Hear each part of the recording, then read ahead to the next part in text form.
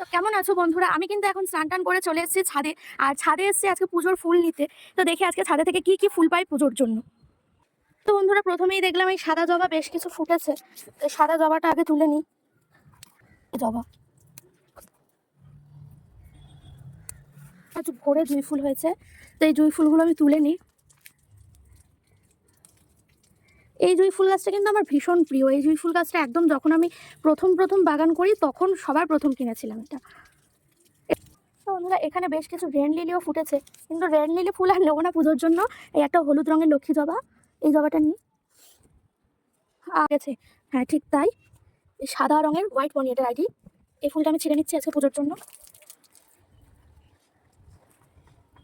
আর এখানে ফুটেছে দু রকমের অ্যালামন্ডা।